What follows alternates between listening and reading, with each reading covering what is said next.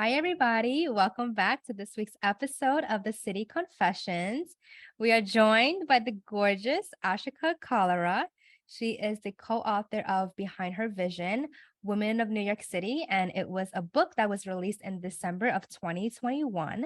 I'm going to have her explain more about the inspiration behind the book and what the book is all about. But hi, how are you? And welcome to my show. Thank you. I'm so excited to be here. I'm a fan of your podcast. We're both a fan of New York, so I know this is going to be an awesome conversation. Yes, absolutely. And we met, was it last year? Or was it? I can't even Time is honestly keep track great. of timing. Yeah, I think it was Yeah. last year. Yeah, I think so too. And I wanted you to come on to my podcast because like you said, we share this common love for New York City. And I just like when I received the book, it's so beautiful. So let's backtrack a little. Why don't you introduce yourself to my listeners and tell us about your relationship with New York City? So my relationship with New York began when I was 18 years old. I started to attend school here at NYU and then continued to stay thereafter. I'm originally from Chicago, and my parents often campaign for me to move back, but like many fellow New Yorkers will agree, the city is magnetic and you just can't let go that easily. I feel like I really grew up here, both emotionally, professionally, personally. And that's what a lot of what this book that I wrote with my dear friend of mine, Jade Chen. The book is called Behind Her Vision, Women of New York City. And it's really sort of a culmination of the friendship Jade and I share, where we both were sort of curious individuals, always sort of peeling back the layers and really trying to figure out the why behind every decision we were making.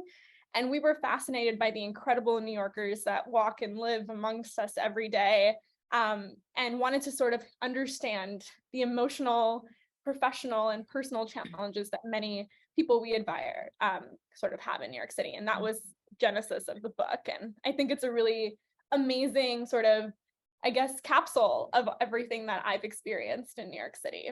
That's so beautiful. I love, love, love hearing that because I feel like I'm on the same boat as you. That is somewhat the reason why I started this podcast as well, to like talk to New Yorkers. I thought it was just fascinating that, we can all come from different backgrounds, but we all have a story to tell, and all of our stories are like valid and important and should be, exposed in a good way. Yep. So let's talk about how did you and Jade have this conversation initially? Like, who brought it up? How did this come about? Yeah, so Jade and I were the kind of friends that would send each other articles about this amazing woman who was launching whatever business she might be starting, or sending each other inspirational quotes on Instagram over DM. And those exchanges would often lead to like deep soul searching type of conversations amongst us. And we were always sort of the kind of people, like many New Yorkers are, searching for more personally, professionally, academically, whatever that might be. And I think over time, like we were so fortunate to meet a wonderful mentors and role models, just kind of from coffee chats or folks that connected us. And we found ourselves having these same type of conversations with many of the women that we were meeting. And we were like, okay, we got to do something with this. Like there's some really amazing takeaways. And we would often like meet over dinner and talk about like who we met that week or what we had picked up at work. And we were like, maybe we'll start a blog or maybe we'll start a podcast. But there was something about the idea of actually creating a tangible product that really appealed to us. And ironically, Jade had really been picking up photography over the past few years. And she has actually done a lot of really amazing, like global photography from her own travels. I love to write, and we were like, okay, there might be something here. And we actually took a lot of inspiration from Humans of New York, which many folks might be familiar with. And we love the idea of sort of visualizing the world of someone that you admire in like a beautiful way and capturing New York beauty, but then also really, really digging deep on their personal story. And we wanted to kind of, I guess, portray that in the context of a book. And we thought it was a lot easier than Yep. it actually ended up being. But I'm happy to talk more about how we sort of connected with the women that we featured and Yes. journey. But that's sort of what got it started. It was just really friendship and deep conversation. Yeah, that's beautiful. But I'm curious to know, like sometimes when you have a conversation with your friends or coworkers or whoever, right? There is like the line that you go across where it's like, okay, it's no longer an idea and like, let's actually make this happen. So did you and her, like, how did you guys motivate each other and hold each other accountable to say like, okay, we're actually going to do this and it's not just something you talk about? Because I think, with girlfriends, a lot of times you talk about business, your goals, and sometimes it just stops there, Yep. especially if it's like with other people. And I'm not sure if you and her have worked in a similar capacity together, but also turning friendship into like business in a way. So tell me about that. Yeah, that's such a great topic to talk about. And I think something that isn't spoken about enough. Mhm. Firstly, there's like a couple of layers, right? It's like actually executing on an idea. Yes. I'm the kind of person who constantly has ideas. And so I definitely need an accountability partner to help Mhm. me take it from 0 to 1. And I feel like Jade is someone who really thrives in that. So I'll be like, in the context of this book, I'll be like, oh my God, we should do so and so, or we should talk so and so. And she'll be like, okay, will you email them? And then I felt therefore accountable to do Mhm. so because somebody on the other side was actually waiting to see what the Mhm. outcome of my idea was. And so I think what really got us going was we had read this article by Brianna Wiest, who's actually an incredible author. She originally was based in New York, but doesn't live here anymore. And hence, we actually weren't able to bring her Mhm. into the book. But she writes a lot of poetry, and one of her famous works is called 100 Essays That Change the Way You Think. And it was actually a big inspiration for our book because it created a lot of thought-provoking questions for us as Mhm. friends. And I actually reached out to her just because I saw her email at the end of one of her blog posts. And she was one of the first people who actually responded back to us, which was, I think, just a great indication. I think there was something about the way that we wrote our emails to these women, Mhm. or whatever. I think there was some authenticity in that. We were just genuinely curious to understand how Mhm. this would go. And I think that's how a lot of our initial conversations and the book profiles began, was just like cold outreach from folks we were following on Instagram, or stories of people that we admired, or we heard about someone so and so on some article, and we would just cold outreach. And I think Mhm. like 90% of this book is a product of cold outreach on email. And that automatically created like inherent accountability, because now it wasn't just me and Jade, it was like us and like these 25 other women who were a part of this project, and we Mhm. felt like we had to deliver for them because we sold them this vision of, hey, you're going Right. to this book, you're going to have this story that's going to be featured in it. And we would spend hours and hours with these women, sometimes in their home or their workplaces, or really sacred places to them. And I think, yeah, we just really felt like a lot of responsibility to Mhm. deliver. But we were honestly very surprised at like how many cold outreach emails we were able to send and actually hear back from. And that Yeah. was the I thing. love that and I admire that because it's like hard sometimes when you're cold emailing, you don't know who's going to respond. And the fact that you had such an overwhelming positive response just goes to show how you and Jade again approach this whole process. So I know that there are 25 women in the book. How did you pick these women and how did you guys approach that? Yeah. So I think it initially started with like, we had these few women that we were actively following, like I said, on Instagram, where we had Mhm. read about them in some article. And, it could have been like, it started a lot in entrepreneurship, actually, because that's where my professional background is. I actually work in venture capital. And Mhm. so I'm constantly exposed to a lot of entrepreneurs. And so that was a familiar space to me.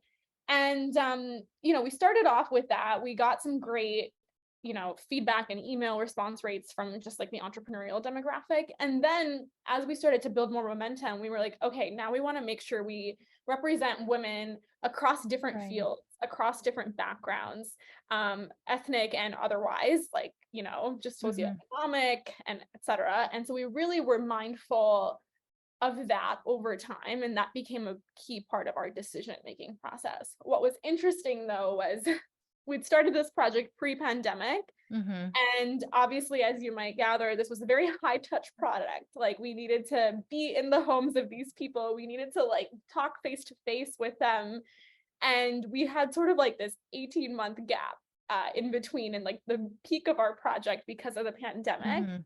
And over that time, we actually had lots of people leaving New York City and they were like detached themselves from the city to some extent. And so we had to do a little bit of adjusting in terms of the folks who ended up being featured in the final product.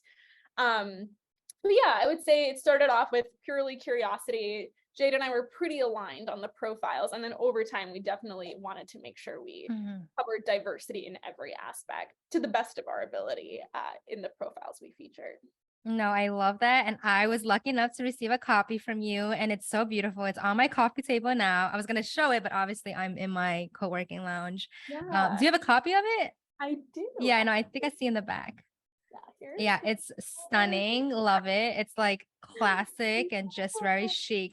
yeah. So, yeah, when you and I met for coffee, because, I was trying to pick your brain about just like also promoting a book since I wrote my book, but a lot of people don't talk about the things that go, not the hard work, because even hearing you speak about what you've done, I can see that there was a lot of work and dedication and effort put into it. But people don't really know that money gets involved as well. And like us writing a book is an investment in not necessarily ourselves, but just like, I don't know, how would you phrase it? Like an investment in creativity, in service, in, yeah. Yeah, I would definitely call it an investment in creativity. I think, and that creativity extends in many different ways. It's like how you create the book. And in our case, it was especially complex because it was a coffee table book. So you had to, like, we learned about like paperweights and like font sizes, and we purchased font. Like, it was like things I had never thought about in that context. And then also creativity in the sense of like, once the book is finished, how are you going to get it out in the world? And so I think an investment in creativity makes a lot of sense. But similar to you, we had self-funded this project. We thought about pursuing, a traditional publishing route, but we ended up deciding to own the entire product end to end. We thought it would be a fun and interesting learning experience for us to do that. And we liked that kind of self-funding. It didn't really limit us in the types of creativity we wanted to pursue and the angles in the book. Because I think when you do work with a traditional publisher, there is a lot more sort of, I guess, like accountability maybe is the right word, or like there's a lot of other stakeholders involved in your creative process. And we kind of wanted to own that end to end. So for context, we obviously did a lot of the photography, all the photography and the writing of the book, but we also, like I said, picked the paper weight that's in the book. We picked like the cover material and how the fonts were placed. We like designed the book with an amazing designer based in New Zealand, actually, from cover to cover. And I think it just gave us so much appreciation on like how much like happens in creating a book, whether it's a coffee table book or otherwise. But for us, it was an interesting design and writing challenge. And what was also really fascinating was we had to sort of retain the voice of the interviewee as well. And so we had obviously hours of footage, like hundreds of hours of footage from our conversations with the women that we had, but we had to like sit down and extract the top most important takeaways of these women and make sure that each of those takeaways was unique and different and like sort of told a unified story when you actually held the book in hand. And so that was also a really interesting challenge. So yeah, I think it's like I have a whole new appreciation for the publishing industry, for authors, for designers. There's just so much that goes into it. And I know you completely agree. Yes, for sure. But for clarification, were you also working full time while pursuing this project? Yes, we both were. So this was like a weekend and weeknight hustle for us, which I think we were so crazy to think that we could pull it off, but somehow we did. And obviously we all experienced the pandemic, which sort of threw a wrench in our timeline and plans. And it was very interesting because one, we were going out to produce the actual book. There was apparently like a nationwide paper shortage. Right. We struggled to find a manufacturer who would be open to like taking on our project, which was also really interesting. So yeah, we had a lot of interesting morning and evening calls with our day jobs. Right. So we covered a lot about the challenges of writing this book. Let's shift gears and talk about the highlights. Yeah. What has been the moment of like feeling so proud of yourself? Was it when you and Jade received the hard copy in hand? Was it like receiving comments and feedback from the women that you featured? What was that moment when you guys were like, oh my God, we did it? Yeah, I think it was a few moments. The first, which I'm sure as an author you will totally agree, is like receiving that first draft. And just being like, whoa, here are hundreds of pages of our work, like Mhm. in hardbound copy. I remember that day very vividly. And of course, like I opened the book and then I was like, oh my God, here are 6 things that I need to change immediately in my next draft. But still, it was amazing to see that first like hard copy, Mhm. see that tangible output. And then I think the second moment that was really moving for us was seeing our book on shelves at like Barnes and Noble and like the Strand. Mhm. And one thing that people don't often know about like independent publishing is it's actually very hard to create credibility to make sure you have shelf Yep. space in stores. And I think we're like in pretty much every Barnes and Nobles at this point on the East Coast. We're hoping for That's national distribution at some amazing. point. And obviously we're at a lot of the local New York shops. And each shelf that we are on, I feel like is a truly hard fought like shelf Mhm. space journey that we pursued. We worked with a distributor who helped us get that shelf space, but like finding that distributor, like telling this distributor, hey, like we believe that we have something Mhm. that is like worthy of space in this market. All of that, I think, was such a challenge that I don't think we processed how hard it was and in the journey, but like Mhm. seeing it on the shelf, even today, like when a friend sends me a photo and they're like, hey, look, I'm at the Strand and I see it, like that's really moving. And then yeah, of course, like seeing the feedback from each person in the book. I mean, that's Mhm. I think because it was such a long journey with the pandemic and everything in between, I feel like a lot of people were probably like, hey, are these girls gonna actually pull this off? And so Right. I think having them, hear the positive feedback from them was really Yeah. amazing. I love it. And my podcast is all about like being authentic and raw and just like you said in the beginning, peeling back the layers of like who people are and what the reality is doing what they do. So I want to ask you, and if you're uncomfortable, you don't have to answer, but have you and Jane made a profit off of this book yet? We are still working towards that. I think that's a really great question. I think we have a lot of stakeholders that are in between. Mm. Like for example, like actually producing the book was quite an expensive Yep. endeavor, just given like the design element that went into it. And then of course, like we have a distributor who takes a cut along the way. Hmm. So it's a journey we're working towards. I think we'll be close, but like it's still, Hmm. there's a lot No, that goes into it. And the promotion aspect is I think absolutely. something we need to lean into more for sure as well. No, and I appreciate your transparency because I think that was one thing that I truly admired when I met you because I didn't know any other authors. And when you reached out to me, about the book, I was like, oh my God, like obviously we didn't know each other, but I was in the process of getting my book published as Yeah. well. And I just felt like it's an industry that, I mean, at least for me, because I'm not or I wasn't a writer before. So I didn't know what the routes were. And there's so many, right? Nowadays you can self like fund, self-publish, you can do hybrid, you can do like the traditional route. So I love that you were able to just be like, hey, this is what, Jade and I did, and this is the reality of it. Because so often people either are like hush hush about that because they're uncomfortable talking about it. And I think it's great because it was helpful for me and it gave me a reassurance like I'm not, in that like lonely boat by myself. No, So absolutely yeah, not. I think like a lot of people have started to talk more about the fact that hey, like you don't make money just from selling a book alone, right? Like there's totally, so much totally. more in the ecosystem, and I think you have such an amazing advantage with your community. Hmm. But like Jade and I didn't have that, and we are not naturally born social media gurus. Hmm.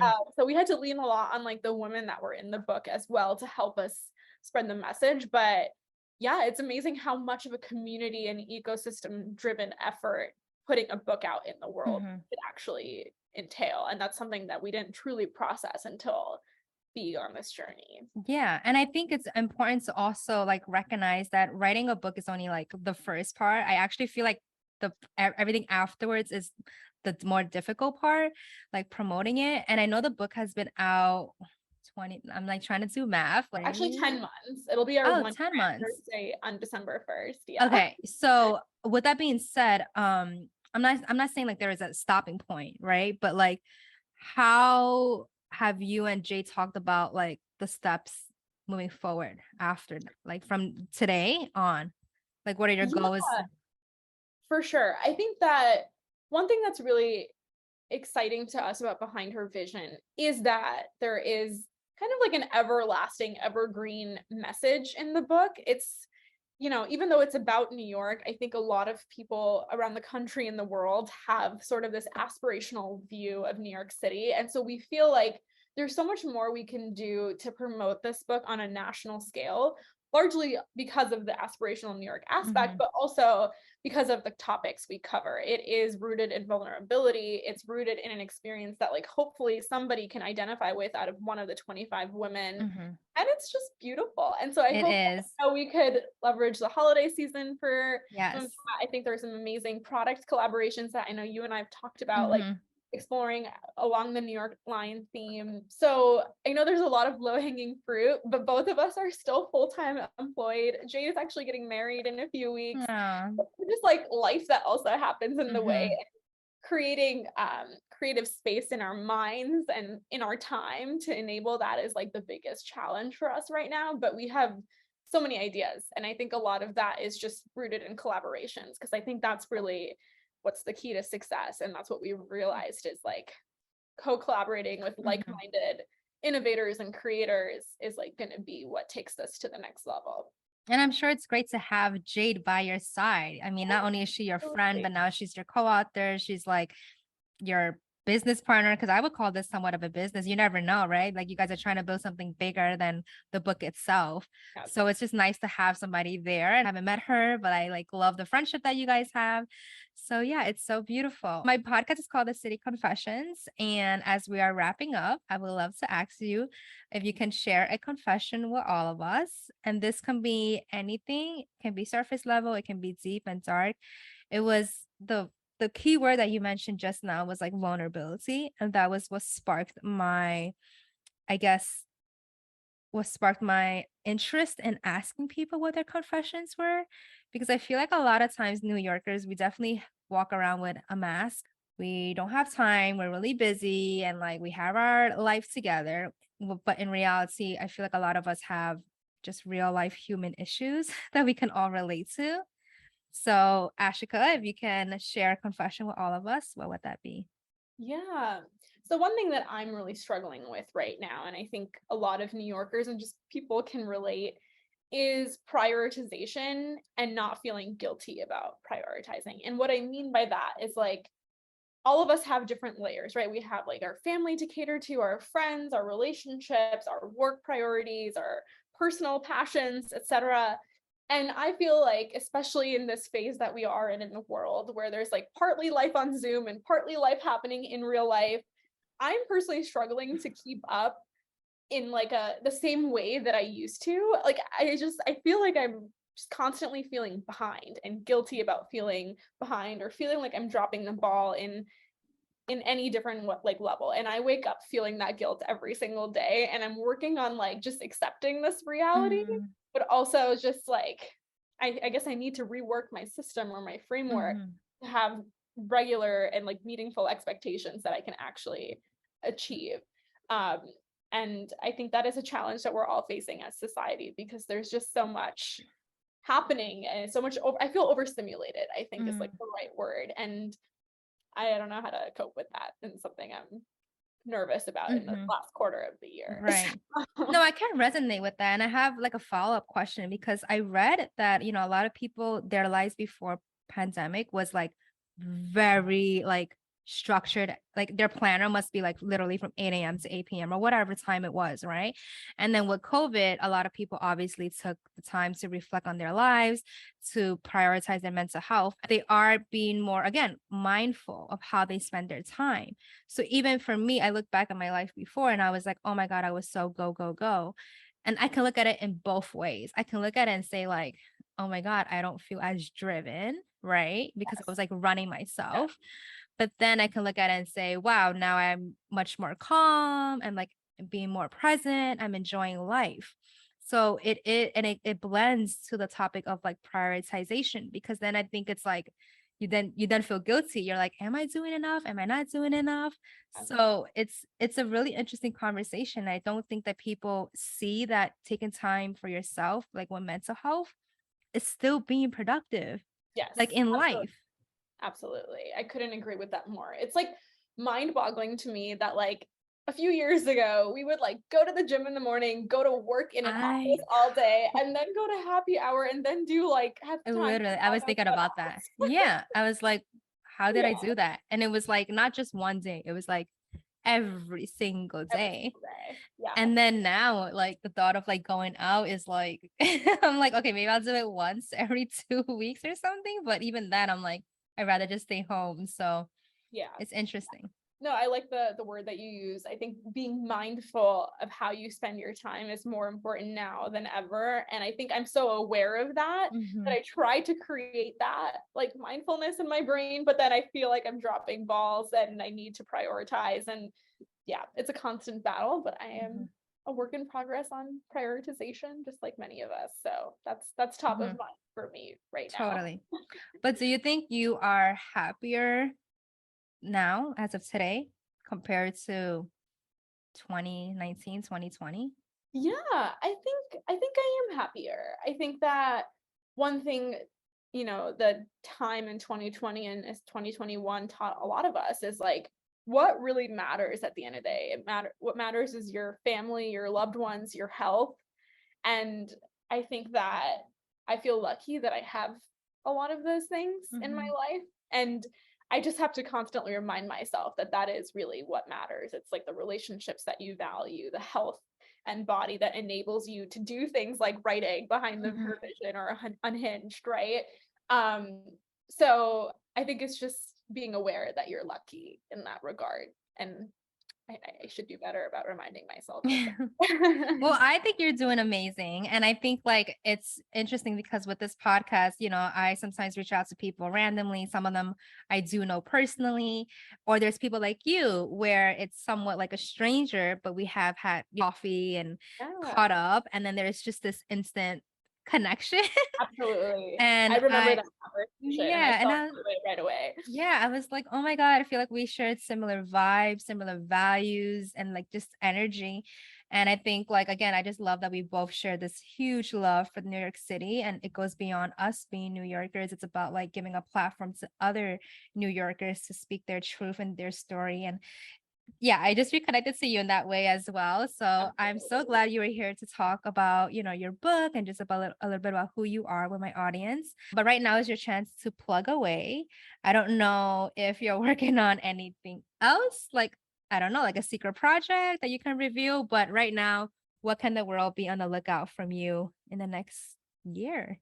Yeah. Well, I feel like I don't have any other secret projects. And I, Mhm. again, on the topic of being mindful, I'm trying to limit my side hustles these days.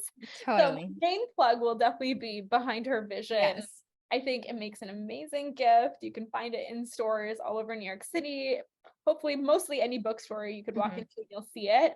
And then, of course, you can purchase it online through Amazon, Barnes and Nobles, any indie bookshop store as well. So I hope that you can find yourself in this book somewhere and resonate with one of the takeaways or stories that we have. And hopefully it looks Yes. pretty on your table as well. Absolutely. And it's black and white, just like the typical New Yorkers. Like, I love it. Okay. And one more question before we fully wrap this up. What is the one thing you love most about yourself? Ooh, I love, I appreciate that I have a muscle that enables me to have a vision and bring it to life. I think that I feel confident, especially after working on this project, that I can really create an idea and make it happen and actually be able to hold it in my hands one way or another. And I'm really proud of building that muscle and finding the perseverance to make things happen. I love that. Nobody has ever mentioned that. And I love how you utilize like the word muscle because it is something that we all like have to constantly work on. Yep. So it's a beautiful is it analogy? I'm like, And yeah. you have that too. I see it Oh, firsthand in thank your you. podcast and your book. And I think that's what makes engagements like this so special, right? Totally. Yeah. Interacting with folks who have that mindset. Yeah. Of course. And I love this conversation. And I'm sure anybody who's listening or watching, you guys enjoyed it and picked something beneficial from this. With that being said, Ashika, thank you so much for being on my podcast. And everybody, make sure you expand on the show notes of the podcast and make sure you follow her. Get the book. It is so beautiful. Even if you don't keep it, give it as a gift. The holidays are coming up. I think it's a beautiful gift for that. And just keep it in your table. But thank you so much. So stay tuned for next week's episode. All right, bye.